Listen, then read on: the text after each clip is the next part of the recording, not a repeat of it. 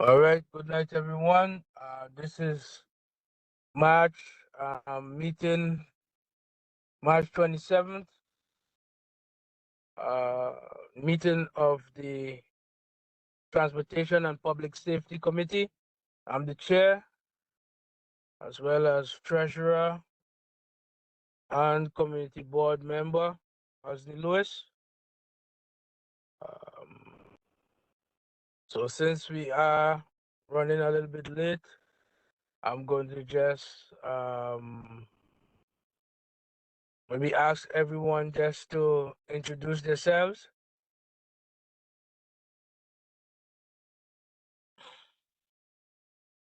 Good evening, this is Frederick Watson. Okay. Good evening. This is Leonie Logan, committee member. Okay. Good evening, this is Marjorie Silcutt from East 35th Street. Okay. Good evening, George State Committee member. Hello, this is Ayana, community member. Okay.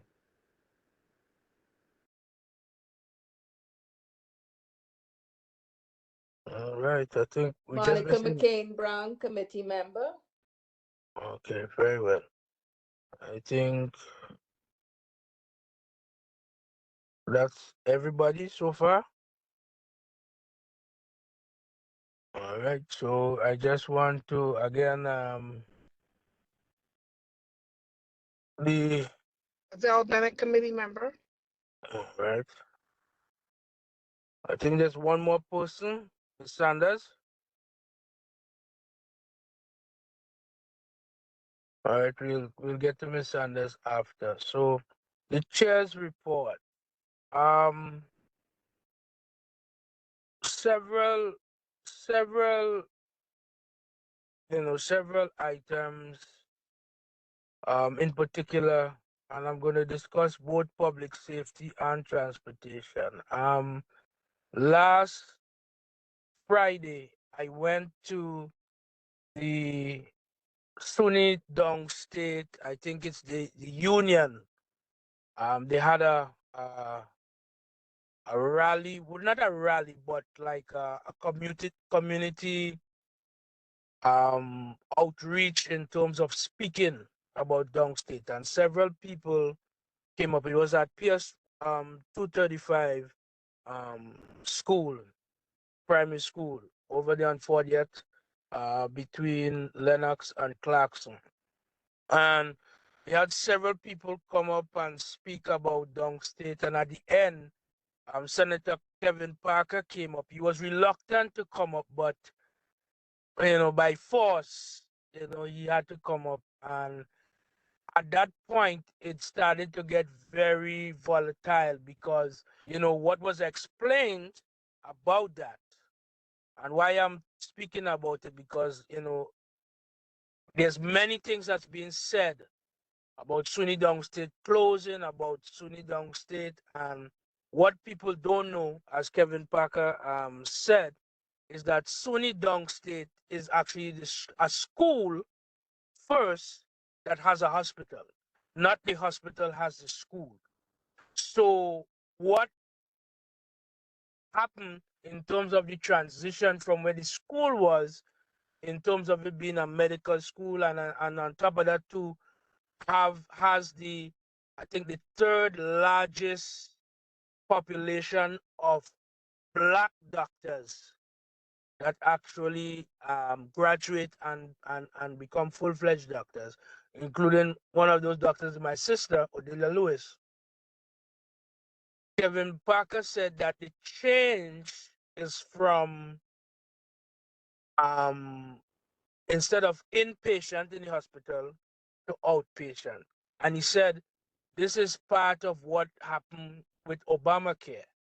Obamacare changed the transition from actually treating patients in the hospital to outpatient care. That's why you have so many urgent care facilities and all of that, because they transition. So they said, what they technically said is that SUNY Dong State cannot, in particular the hospital, cannot continue to have over, I think it's almost I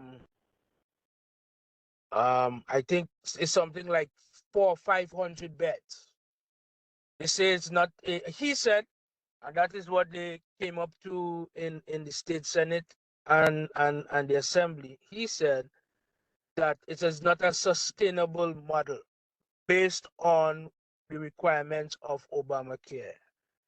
Right. So that was an eye-opening thing for me because I did not know that is the reason for that. So technically, what they're doing is that they're cutting out the amount of beds that they have there.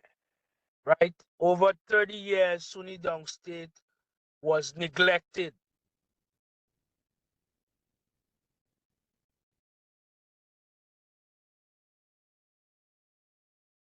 Yeah. There ended up being um um Excuse me, Mr. Lewis. yeah. You broke out. So could you repeat what you were trying to say before? Because we couldn't hear you. Yeah, so I said Mm. in Senator Kevin Parker's explanation of the transition. So I was just giving a history. Over Mhm. 30 years now, SUNY Dong State has not been given the funding and has been neglected, I would say, by the state for whatever political reasons, for whatever political retribution. You know, there's a thing with Dong State and Upstate.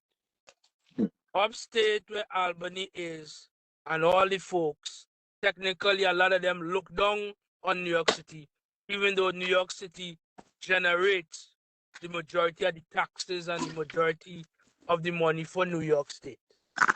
So the attitude is whenever the governor or whenever the mayor is going back and forth, there is a tit for tat type of attitude. It seems as though Dong State has been a part of that. So for over 30 years, Dong State has not been renovated or given the facility in which all the other state schools and medical schools have. So, you know, someone brought up that SUNY Buffalo and even I think it's Stony Brook, you know, their facilities have marble floors and high tech, whereas Dong State has been neglected, right? And we know part of that, or a good part of it, is where it's situated in terms of in a minority community, right?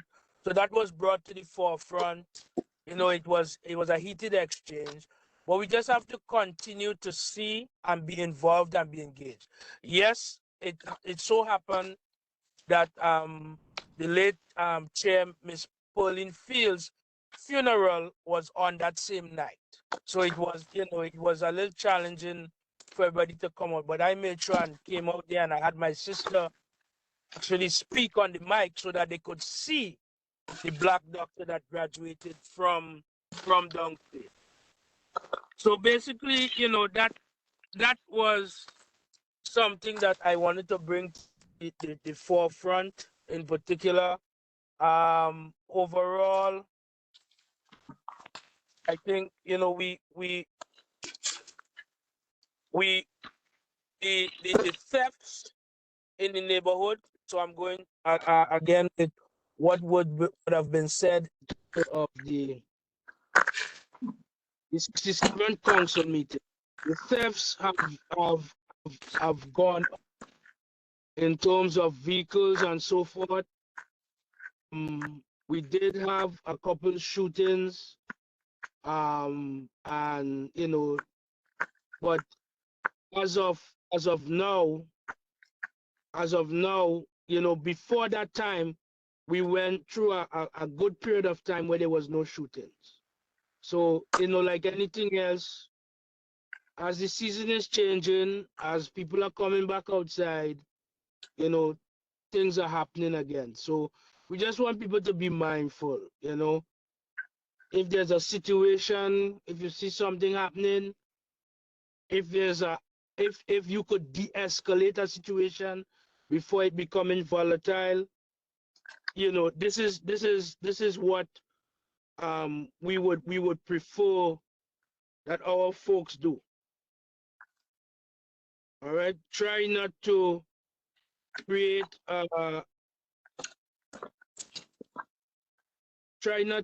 a place in which you could be involved in a situation, de-escalate, get away, and deal with it a different way, because it is that time. So I don't know if anybody else has anything that they would like to speak on, or they would like to talk about from the chair's report. Yeah, Mr. Lewis? Yes, I'm here. Yeah, this is George Lee. I know this is not the forum for it, but I do question regarding the downstate. Because did you say that it was Senator Parker who brought up the question and mentioned that it was because of the Obamacare? Yeah. Okay, because and not to, yes, I'm a fan of Obama, but not to defend him. But my question is, how can he say that, and in the same breath say that he has been neglected for 30 years? And No. He didn't say that. Oh. I was saying that Kevin Parker did not say that Downstate was neglected for 30 years. I was saying that. Oh, okay. Yeah, my apologies for that. Yeah, so but I then, apologize. I didn't make that clear distinction. yeah. But basically, that's what. Yeah. Okay, but and you also mentioned that Senator Parker went up there and he didn't want to go up, right? So Yeah. did you get a sense of where he stood with the closing of the hospital? Was he trying to defend it and try to stop it from closing? Is he neutral, or is he on that side that trying to justify the closing? It's hard to say, because the way that he spoke on certain things, he wasn't all the way forthcoming about his feelings about it. I'll be honest with you with that. I felt as though, he was trying to maneuver the situation. And, so many people were already outraged because they hear the hospital closing, but it's not the hospital closing. They want to close a wing, but it's what they want to do with it. They're talking about changing and using it to become affordable housing and something else. And it's like, again, the $300 million that the governor is sending down is like not even a trickle in the bucket in terms of what they really need to renovate. Basically, that $300 million is just to cover the $100 million deficit that they have. But like one of the folks said, $100 million deficit, if you give me $100 million, I still have zero. 100 billion, I mean, I still have zero. You can give me anything more. I can't do anything more. And that's what the problem is. So now more and more people are seeing and exposing, and the community is actually seeing and being exposed to what's really happening. So, again, it's going to be ongoing. I mean, they had the I think they had CBS 2 there recording, so it went on the news. Yeah. So it's just, we gotta just keep abreast and see what's happening, because again, it's not just the 400 beds they might lose, it's also the nursing staff, the people that they will transition. And what they plan to do is send those people over to Kings County, and Kings County is already saturated. And if they add these additional people, they will be oversaturated. And it's again, it's not gonna help any one of us in terms of what's happening. So it's something to just pay attention to and keep abreast of it. I'm going to keep bringing it up because that is a big public safety issue.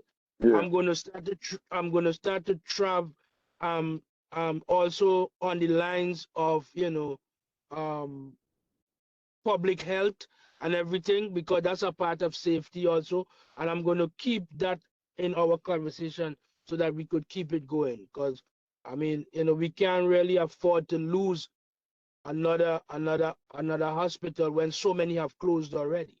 Over 8 hospitals have closed, I think, in Brooklyn over the past, let's say, about 10 or 15 years. Right? Thank you. So you're welcome.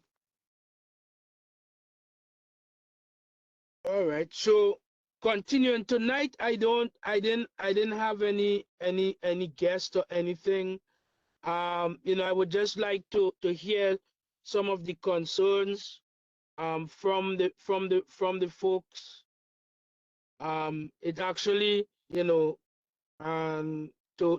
get a synopsis of besides the things in the community, what else or what in particular, any safety issues in particular we would like to discuss. Or we could also talk about transportation and the transit and the congestion pricing and the homeless. So I wanted to bring up some of those things so that we could have an open discussion on it. So then I could pursue maybe next month or to get some special people to come in if there's a specific topic that we want some more light on. So the floor is open for anyone who wants to bring up something.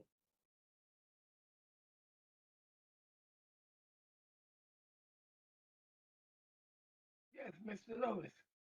Yes, sir. This is Mr. Watson. Yes, sir. Big problem with the transit. When the bus driver, they're driving these buses, sometimes some of them don't stop in the bus stop itself. And with these people running with these, like, when you're stepping off the bus, you got to be looking out, looking left, right, up, back, and forward, because you never know when they're going to go through there and run you over. You need to put the bus where the bus stop section is. Don't stop halfway out the bus stop. All right? All right. So that's something I will bring up with our MTA liaison in terms of the safety. And I think too, the police have been rounding up a couple of these scooters and these e-bikes and these things, and have actually been confiscating them. Yes, I see. I've seen about twice or 3 times going to the 67 precinct. I've seen cops riding confiscated scooters that they bring back to the precinct. But like anything else, the enforcement all over is something that is not done. So we will have to allow that, because I think what happens, the bus drivers try to block the road so that they could get back in, especially if there's no bus lane, or if the bus lane is double parked, they will almost triple park the bus to stop to drop people. But like you said, the danger is that when you come off the bus, it could be a car, it could be a scooter, it could be an e-bike, it could be a motorcycle, and you innocently coming off the bus because it's your stop, not even aware of the danger that you're in.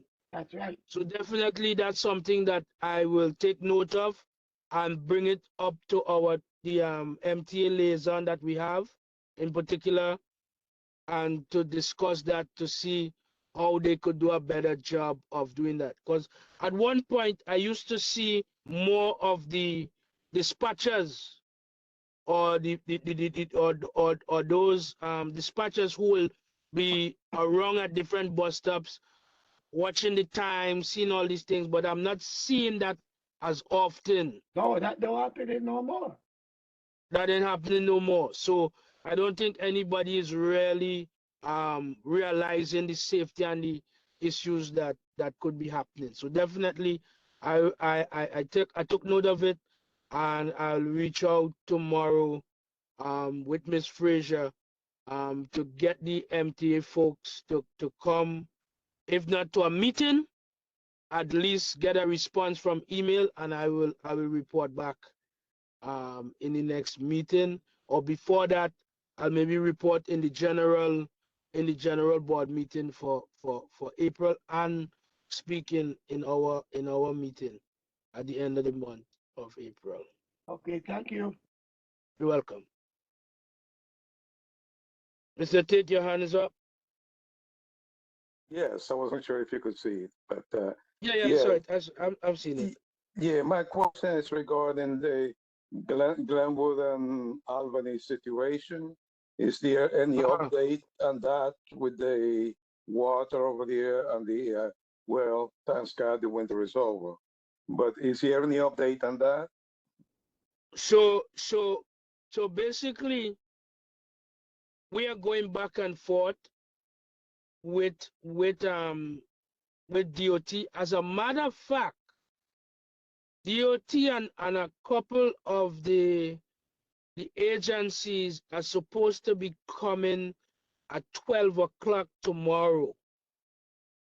I think it was sent out on the executive board. Ms. Frazier sent that out. So I would not be able to attend that. But what I will do is make a note to Ms. Frazier as to who is going to address that, because the emails that we sent, they sent back, oh, it was already addressed, and it's to do with the store owners. We told them if they come back out and actually take a picture, the in front of the store owner's place, it's pitched down towards the street. The street is not pitched properly. So what happened? The street is pitched down, the sidewalk is pitched down, and it's creating the puddle and the ice and everything that's there. There's nowhere to drain, whether up or down. So we try to bring that to attention. Oh no, it's the sidewalk of the owners, and they have to fix that. I said, well, in the email we said, well, we need somebody to come back out and walk with us. Up to now, we can't get a response. But they are coming out because I think there is some other issue where about 4 of the agencies are coming out. Okay, and that's tomorrow. That's tomorrow, 12 That's o'clock. tomorrow. I believe between 12 and 1. Yeah, I think it was. Yeah, because myself and Leone Logan have requested that when they're coming out, for us to be informed, because we would like to be there. But I did not see any notification regarding that. And the more I look at Glenwood Road, is apparently they batched up the whole, whoever did the repaving, they batched up the whole thing. It's not only Albany, but right by 45th to Glenwood from 45th Street to 46th. It's a puddle right there when it rains. So whoever did that paving did a lousy job, and they need to be held accountable. But if it's possible that you could send us the information, because I did not receive anything yet. I did not reapply for reappointment to the board, but I think I'm still a board member until the end of the month, and I did not get it. Okay, so let me go back into my email, and I'm going to send that over. Yes, thank you. I appreciate it. And Mr. Lucio, while you're sending, I agree with this is Leone Logan. I agree with everything Mr. Tate said. I have a block association, and I'm the block association president. Given that we have block associations in the area, it would have been nice to have the block associations notified as well, so that you could have, some kind of representation. Yes, if this is happening tomorrow, as along with Mr. Tate, I definitely will be interested to be there. And I hope something will come from that meeting. And I hope they will show up, because especially given tomorrow is going to rain, they will see the true effects of what is happening. Right. So what I am going to do, and they're actually coming out to 5612 Avenue D. So I'm gonna try to post up.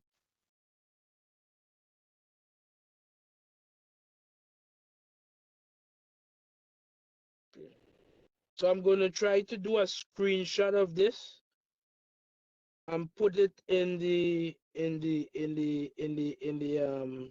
chat. Let me see if I could do that. Okay, so does anyone else have anything that they would like to discuss?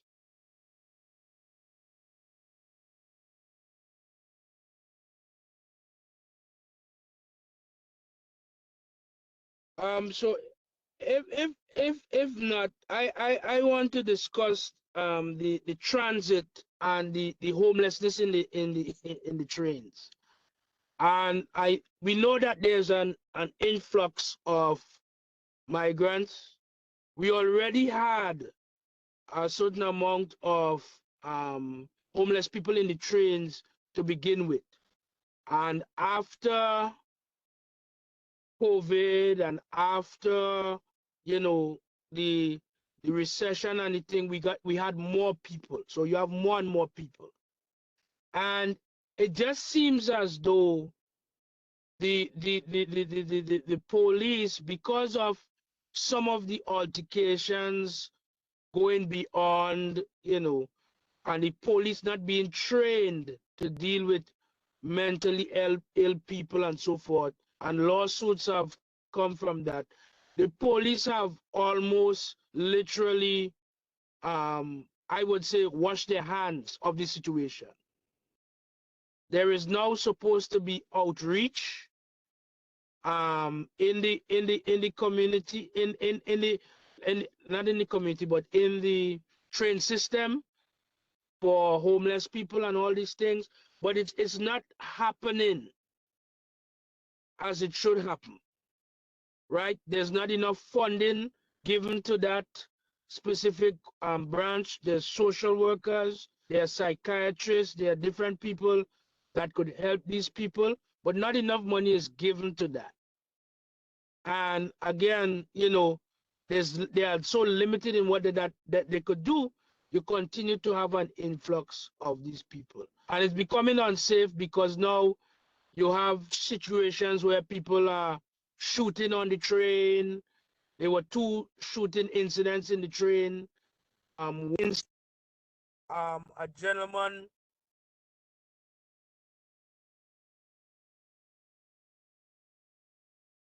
was on my phone. And man accosted a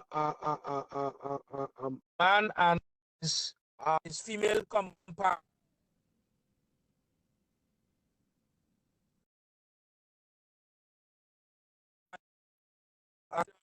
In my car calls.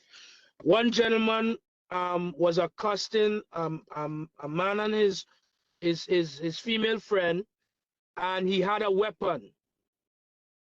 The guy lunged at the gentleman, or I think when he was fighting with him, the female attacker had a knife or something. She stabbed the guy who was aggressive towards her male companion. He turned around, told her, "You stabbed me," and started carrying on. And the gentleman saw that the gentleman who got stabbed had a weapon, a gun on him. He lunged towards the couple. The gentleman who he was lunging at saw the weapon, grabbed the weapon, and shot at him 4 times, hitting him 4 times, 2, I think, in the head, in the chest, and in the side. The gentleman who got shot, who was the aggressor, who got shot with his own gun, is in the hospital, and it said that if he recovers from it, he will be charged. The gentleman who shot, they did not charge him. They said it was self-defense. Because why? He was in a crowded train. He was against the door and he couldn't go anywhere. So again, the situation is becoming more and more volatile. And I just started back using the train, and I'm seeing it, and I'm very aware of my surroundings. At one point, there was a lot of rash people being pushed onto the train tracks. A couple people died. So again, it's becoming very volatile on the train and so forth. And I just want people to be aware of it. I mean, the governor had a show of force. I think it was a little bit of a gambage. She sent down the National Guard, and it was to just show she's doing something. But I think what it did was more annoy the I think the mayor and NYPD, and I don't know if they are still there, but they're at specific places. They're not even throughout the entire system. So basically, I just want the folks to just be aware and be mindful, right? Always be aware. Situational awareness is key, right? Always know all your exits. Always thinking to yourself, if something is to happen, whether I'm on the platform or in a train, how do I get away from that situation? Would I have to travel in between the cars? Can I travel between the cars? Is the car door locked? What can I do? Should I stand by a door? Should I be able to position myself in a place where I could see the entire train car? All of these things become a part of what you need to do now because of what's happening, right? And I don't want folks to take it for granted, that, oh, well, nothing's gonna happen, or it wouldn't happen to me. It could happen to any one of us.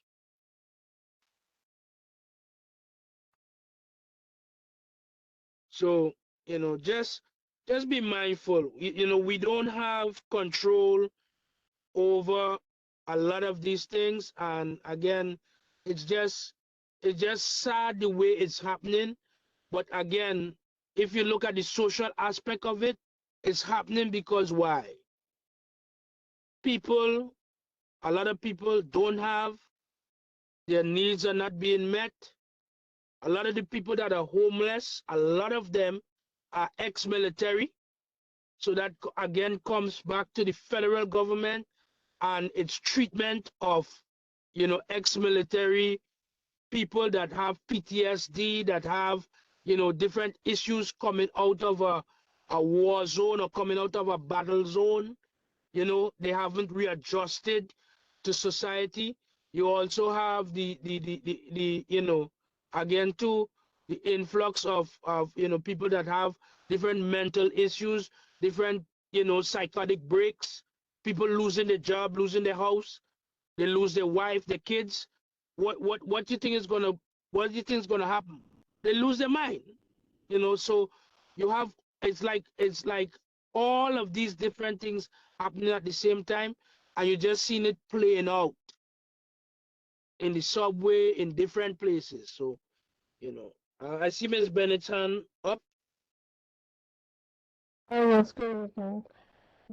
To piggyback on what you were saying, is yes, I was on the trains recently, and there are certain stations there are no police.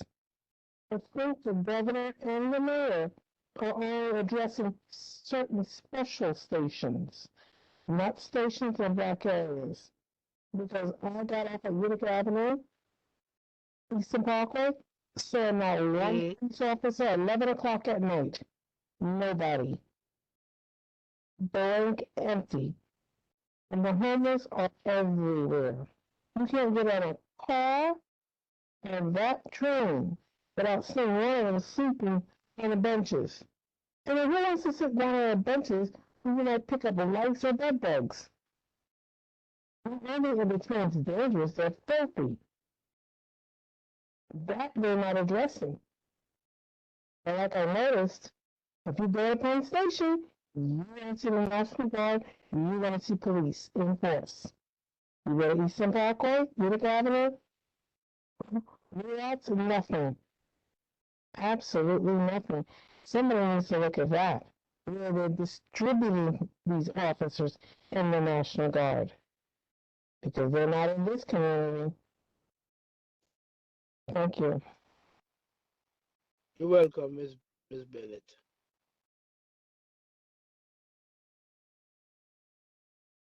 Let me see if there's any more hands. Anyone? Yeah. Mr. Lewis? Yeah, you could go ahead. Yeah. You could openly speak. I'm trying to send the information for Yeah, tomorrow's this is meeting. just regarding the subway that I how to be a little more careful in the subway. And this I would say I got from Officer Thomas from the 67 precinct. And basically, what's in it, when you're waiting for the train, try to stand with your back against a pole, away from the, because this way you could see your surrounding, and no one can come and push you from behind because your back is leaning on the pole. Okay, not the pole closest to the track, of course, if you can, but if you cannot find a wall to lean against, please lean, with your back to the pole, so nobody could push you. Because yes, I use the subway. I use it even today, and I saw a couple of things that I don't like the subway. But just be careful there, because there are a lot of homeless. There's a lot of people who are working. Even last week, I went into Manhattan. I was dropping something by my daughter, and this guy was sleeping. He woke up. He did not ask for money. He asked for something to eat. He said, this was about 3:30 in the afternoon. He said, does anyone have any food? So I was taking some apples and other things to my daughter. I opened my bag and I gave him a couple of apples. He devoured those apples in less than 15 minutes. He said, thank you, and went back to sleep. So yes, it's a situation that they don't have any work. And yeah, he was not a migrant, but there are a lot of migrants sleep in the subway. The reason they are not allowed to work legally, and two, after 30 days, they throw them out of the shelter. So in the meantime, they have to return to a place to sleep. So that's why they have so many people in the subway, compounded with what you said. Yes, they have those with psychiatric issues, mental issues that the government is not helping them at all. So we do have to be careful and aware of our surroundings. Plus, they have the criminal element too, because there are a lot of robberies in the subway. So just following up on what you say, asking everyone to be extremely careful in the subway and in the street, because we've had a rash of shootings over the last month within right here in this 67th precinct, and not only shooting but a lot of robberies too. So be careful.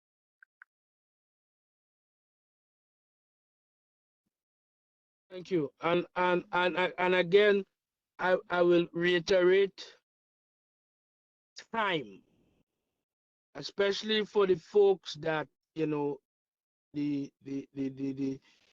older folks, the elderly, women, even depending on it too.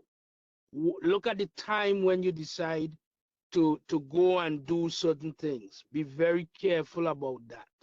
They're preying and targeting people. I think a couple of weeks ago, a young lady, she's a twin, down in Park Slope. She went out with the sisters or to go and get something to eat at 2:30 in the morning. Right?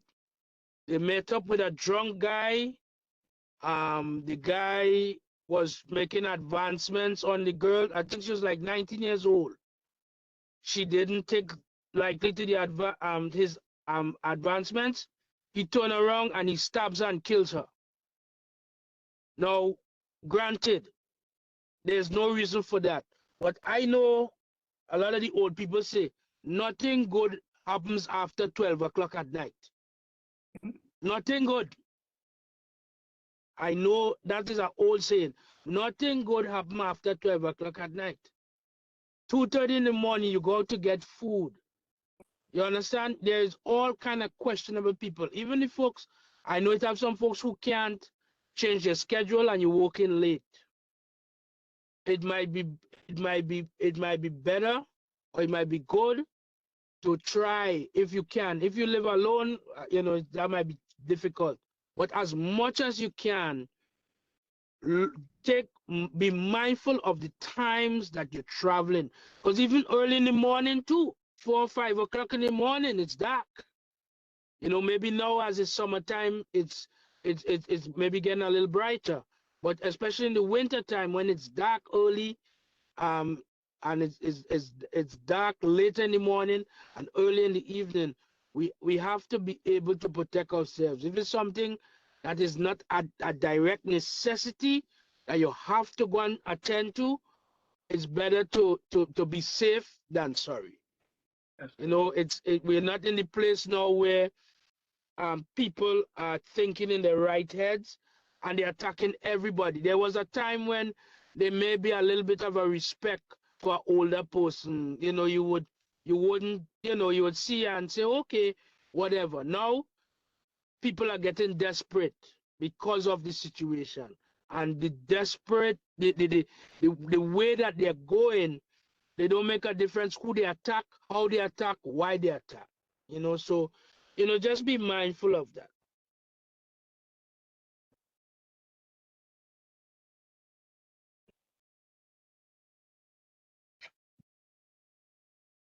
Anyone else? Oh, yes. Let's spell it again. You said something in regards to the Avenue D walkthrough? Yes. Yes, I couldn't bring up the whole invitation per se, but you could just show up there. It's 5612 Avenue D. It's it's DSNY, DOT,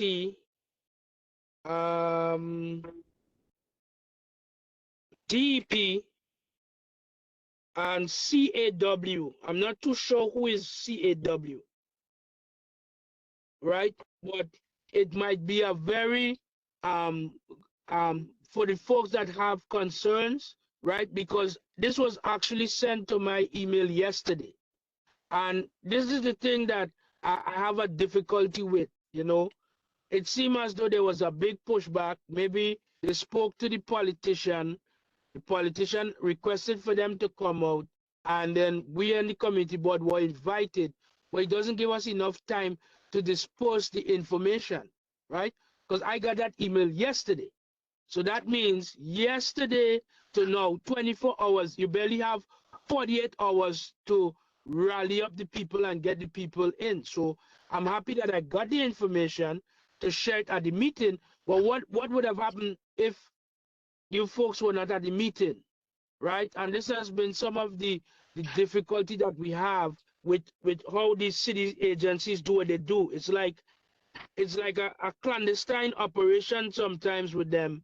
They will just pop up, and then if you are wrong, if you're available, you get the opportunity to speak to them or try to get to them, and if not, then you miss it, you know. So it might be some folks who might be working tomorrow that would have liked to be there, like myself.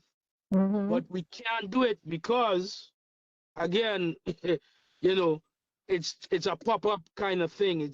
It's not organizing a because they know that if you get enough time, the amount of complaints or the amount of things they will have to deal with, they don't want to deal with it. So they just run in and run out, and they wait for the next opportunity to run in and run out. But again, another event to treat this community. Yeah. So as many folks that could make the effort to come out there, it would be good. That they see your faces, that they understand the complaints, so that even if they go back and they say, well, okay, this needs to be addressed, that needs to be addressed, at least if you get somebody directly besides the liaisons that we're dealing with, and you guys hammer them also, that would be a help. Because the people we're dealing with, we get bounce back some kind of emails, but at least if you're out there and they have people that's corresponding, you might get a different email, which we could actually go after and send information to them to request or have our request heard. I see Miss Hazel Martinez has Yes, her hands up. good evening. I really need to correct you a bit, Osney, because this, our block association and as the Assemblywoman's office have been working on this walkthrough for a long time to address the issues in our area. And Mhm. they have been trying to get a multi-agency walkthrough with the mayor's office for a long time rather than one agency at a time, because then each one would blame the other one. And so that is scheduled for our section of the community tomorrow. All It's right. not Well, like a whole general thing. They did invite the community board chair, but this is we have our starting point and our list of grievances to address. well, I like I said again, that's, and I'm happy that was able to happen that way. It's been a But long like I time said, waiting for it. right, and that's why I keep saying it's a pop in and a pop out, Not right? really, not really. We've been When I say that, working on getting it organized for a long time to address the grievances that we had a previous walkthrough with the Assemblywoman about. And that right, and so we are going to further address those with the agencies that and the mayor's office that pertain to each agency. the Assemblywoman, the last time that one was also done by the Assemblywoman, or No, that was arranged by Ms. Fraser for us. okay, so that, well, okay, so That was that's why just I'm the saying. precinct, but this is going to be DOT, DEP, Mhm. and sanitation and the precinct. And Okay, we're going all to right. address the issues. We have several areas identified where, because it is only 1 hour. Right. But even still, what I'm saying is that the other folks that have issues also, right? If they come and say that, then they will see the need that is not just only at 5612 Avenue D, but throughout the entire of CB17, as we have sent out and stated several Well, times. where So we live gets ignored all the time, and so therefore we have to fight for ourselves and make sure that these things occur and they get addressed, because we have some very long-standing issues. right. So, again, like I said, when you go, right, it's just to make them aware of it. It's, again, all of those who could come out, the more people that could come out, and discuss. And yes, Ms. Martinez and the Assemblywoman have pinpointed that because of Ms. Martinez, I would say, constant pushback against these issues, and constantly pushing back and getting, and you know that is part of what is going on. So maybe it has to be done on the other side. So now, whereas the folks got the Assemblywoman to come out, maybe people could agitate the city councilwoman, Para Lewis, agitate the state senator, right? Because I remember all of these agencies and all these things have their state representative and the federal DOT and all these things. So sometimes when you look at these infrastructure projects, some of the money that's coming is not just the state, but it's federal.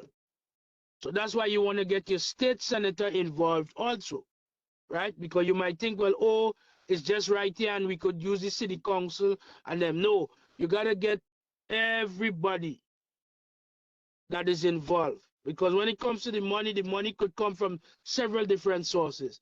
And you need to get access to all of those sources. Right? I see Mr. Tatesan is still up. Yes, yeah, my hands is up because just for clarity, Mm-hmm. then tomorrow's walkthrough has nothing to do with Glenwood Road. It's gonna be on that side. It's going to Uh, be on that side. But okay. but I would still want you, Mr. Tate, and Miss Leonie Logan, so that they don't just think the issue or the problem is only there. Right? And we could always say that we have constant correspondence with DOT as not being addressed. So maybe they might think about doing a walkthrough over on Glenwood roadside. Okay, Right? You see what I'm saying? So yes, Miss Martinez and the I think it's the Assemblywoman Monique Waterman coordinated um this you know, the meeting of the four major government departments in utilities, particular, right? right? But Ye- now Yeah. when you Okay, go yeah, there and that's tell them, okay, for an as an FYI. mm-hmm, Yeah, no, I'm gonna say 'cause last week Monday, I went. Channel 12 had actually borough president Reynoso, and mm-hmm, I submit a call. I called, but when they respond, they screen the calls because I brought up this issue over mm-hmm, the regarding the Glenwood and the water, and they told me, well, if they're going to take your, give me your number. If they're going to take your call, we will call you back. They never called me back. Okay. okay, But then it so happened that I was at this forum, the colorectal cancer forum, Monday night at at the Top Civic Center. And then when I got out of there, I saw that someone from Borough Hall had called me regarding my call, which was 8 days prior to that. So mm, I haven't called them back. I said we having this meeting tonight. But I said, you know okay, something, the fact that they would not take my call, I think regarding that made me wonder if there's something that they already know and they're trying to hide by and don't respond on TV. What's the story with that? But, I am going to try to call the person who called me because I could not do okay, it today. But yes, I just want to let you know that I've been trying directly with Borough Hall because it's okay, an issue. Because the same way I felt, and I'm glad, thanks God, there was no car turning that would have run me over. It could happen to someone mm, else, and it really be an right, issue. Yes. Okay. A second thing I wanted to bring up is the bicycle rack on Cortelio and Albany Avenue, which mm, is still a hazard. They were supposed to, they promised they were going to move it back. So, mm, so it would not be so unsafe to make a turn over there. They have not done anything about that. The right. bicycle So rack is still right to the corner. So we need to remind them that they promised to mm, move it and they have not moved it yet. Because it is a hazard when turning from Albany to Cortelio and vice versa, but especially and remember that that spot is a stop. You could turn a bread. So if someone is turning a bread and someone is coming from Albany to turn on to Cortelio, it could be a big hazard because they will not see each other. right. Right. So I personally responded to the lady because I asked them to remove it. And she said, well, they can remove it, but they could move it 20 feet back. So I told them, okay, if that is the only option, put it 20 feet back. I think that was since December. I spoke up, I sent that out in an email, and after that there was no response. So I'm going to go back to that thread and resend it and try to get the attention of the liaison for the I think she's part of DOT also, the liaison for DOT, and the folks from City Bike to make sure it gets moved, because there was no response after when I replied, okay, we will take the 20 feet to move it back so that you could get back the tone on red on the right. So I will end up looking back at that thread tomorrow and resending it to or request and ask if there was anything done to move that bike rack from that corner back the 20 feet that they promised. I see that Mr. Daly had his hands up. Mr. Daly is the chair of the board. Go ahead, Mr. Daly. You could speak. Unmute yourself. Oh, right. Thank you. Good Mhm. evening, everyone. I just think that tomorrow's walkthrough is genuinely important, and members of the committee and other other committees should participate in the walkthrough. For one, it's going to be a first time that you can get an intimate opportunity to meet the people who you elected in office, right, for them to represent you. And two, for them to really see some of the issues that are going on repeatedly, right, uh, within our district that's not being resolved. So I'm really just here to hear about it, hear about some of the other concerns that you have as a board, as a committee, in terms of trying to get things done. By show of hands, how many people will be able to make it tomorrow?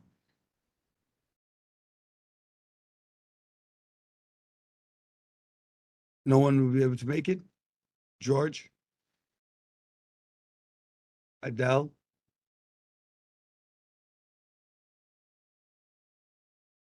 Okay, so two people will be able to make it tomorrow. Best to be there. Okay. Hopefully other people will be able to make it out a little bit more.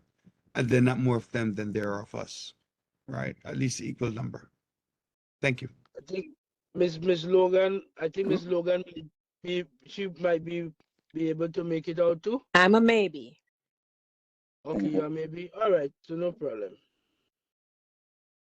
I see Miss Sanders had a hand up, and then I'll go back to you, Mr. Tate. Miss Sanders. Yes, good evening, everybody. There's two things I wanted to say.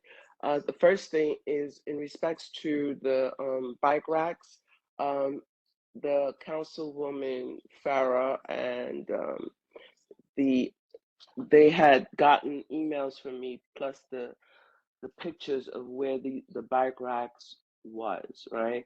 On Erasmus and Lots, right? They said that they were going to have a conversation with the Department of Transportation on that. The bike racks are still there. It is a smaller block, right? So what it has done is made parking very congested. They have bike racks on Bedford Avenue between Albemarle and Snyder, which is a bigger space, and it's on the sidewalk, right?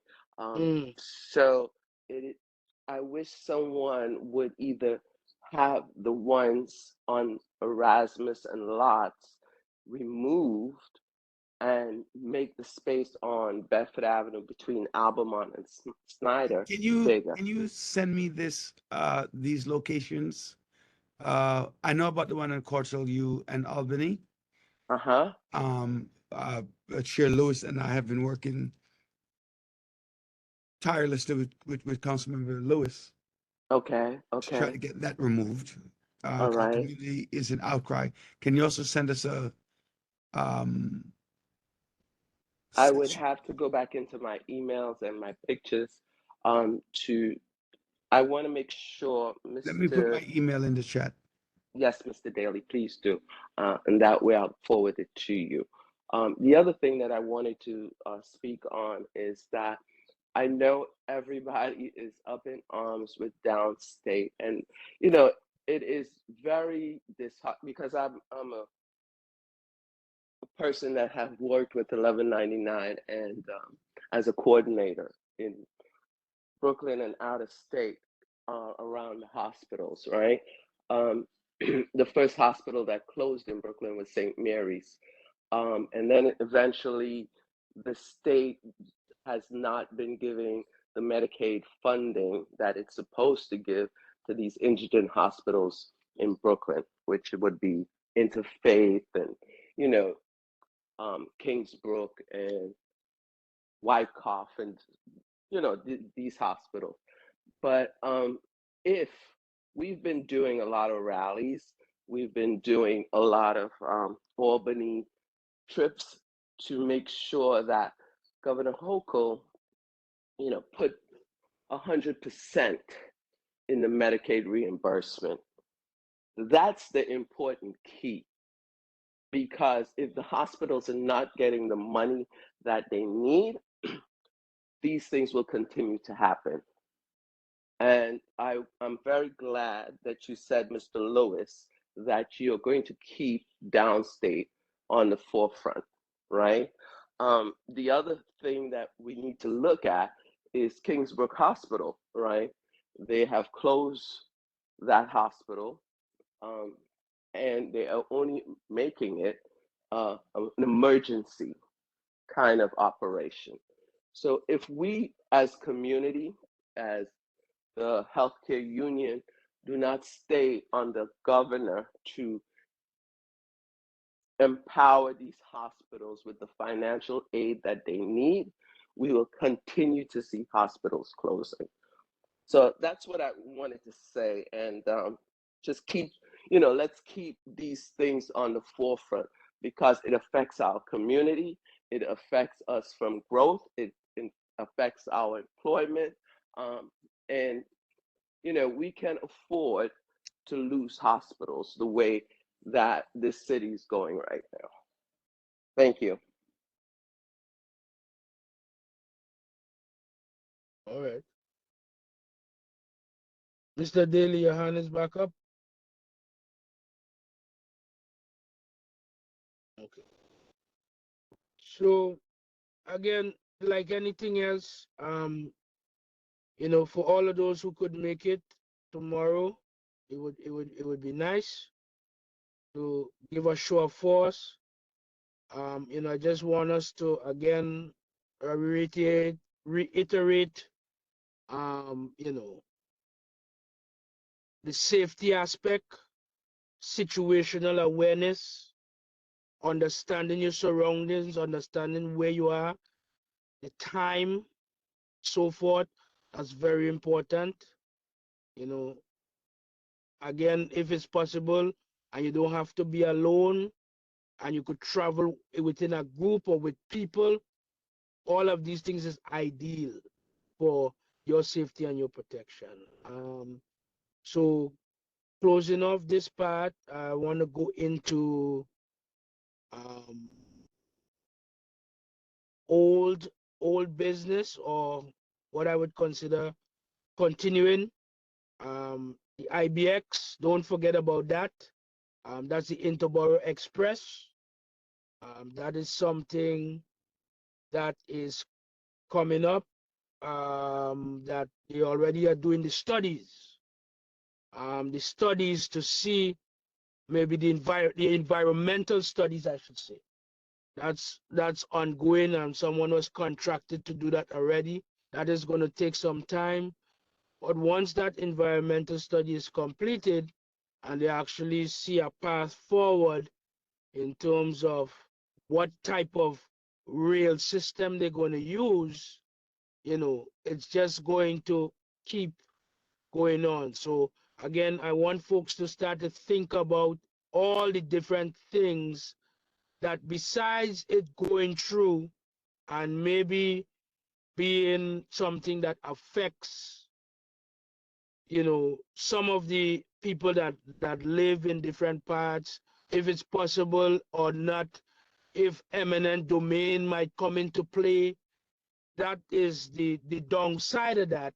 But if we look at the positive side as to, okay, having this Interborough Express in places where it's hard to get public transportation, because you either have to take a bus to the train, or you have to take two buses, or take a taxi to a bus and a train, again, and then looking at the opportunities that come from that.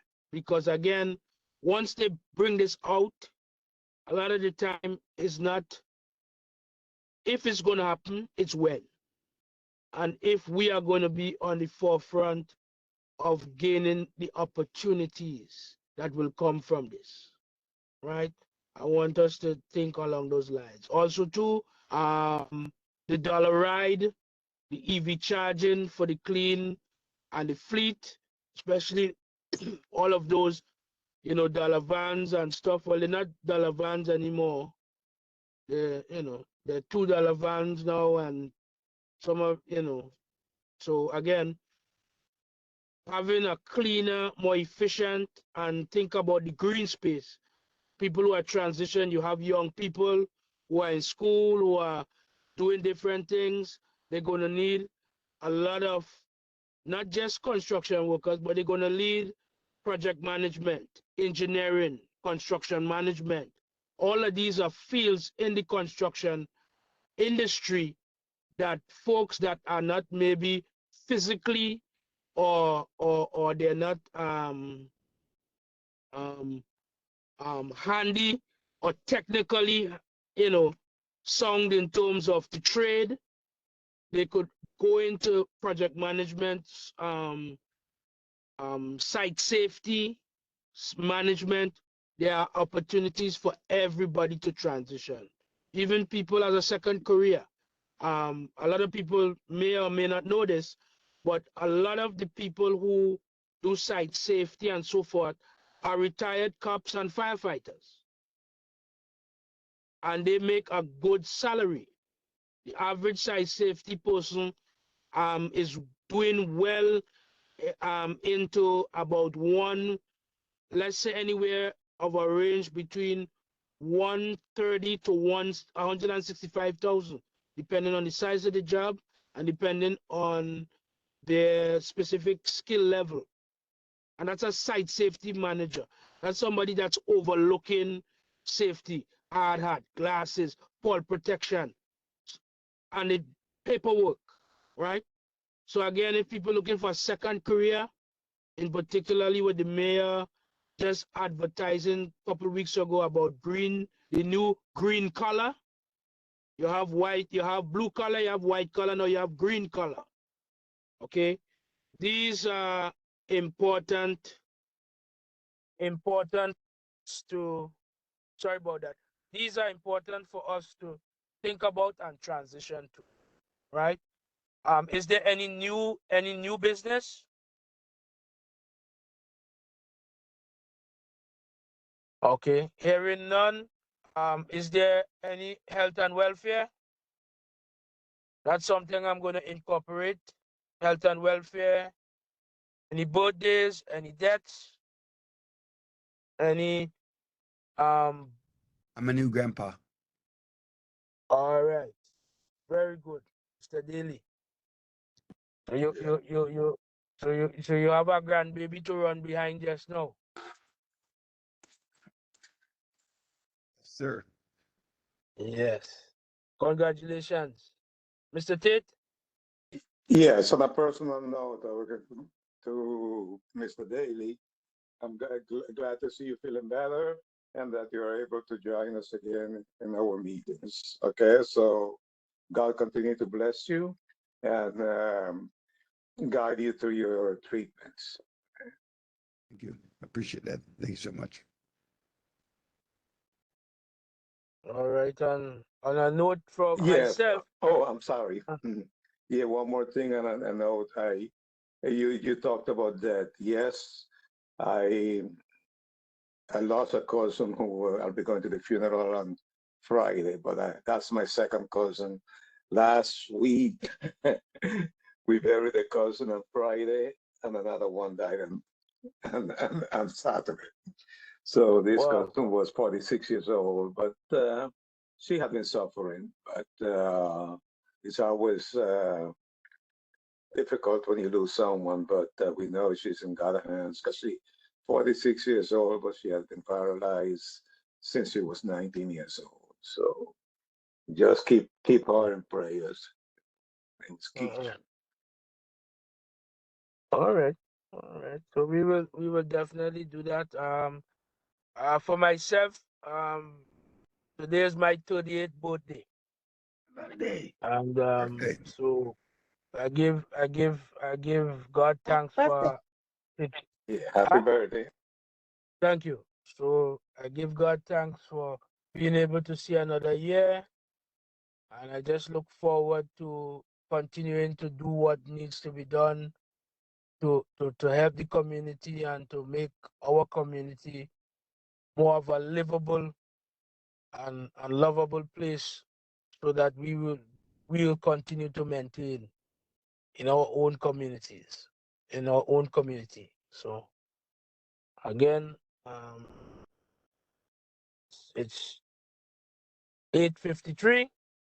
If there are no other comments or any other um, statements, I would like to have someone make a motion to adjourn the meeting. I, George Tate, make a motion to adjourn the public and transportations committee meeting at 8:53 p.m. Thank you. Can I have a second? Monica McCain Brown, second the motion to adjourn the meeting at 8:53 p.m. And happy All right. birthday. Thank you. All right, everyone. So thanks again and have a good night. And we will see you again the fourth Wednesday in every month. And we would also like everyone to attend other committee meetings too, to show the support, and the general meeting is very good for us also. So thank you very much. Have a good night, everyone. Good night, everyone. Night. Good Good night, night. everyone. Good night. Happy birthday, Mr. Lewis. My Thank you. condolences, Mr. Tate. Thank you. Good night. Good night, everybody.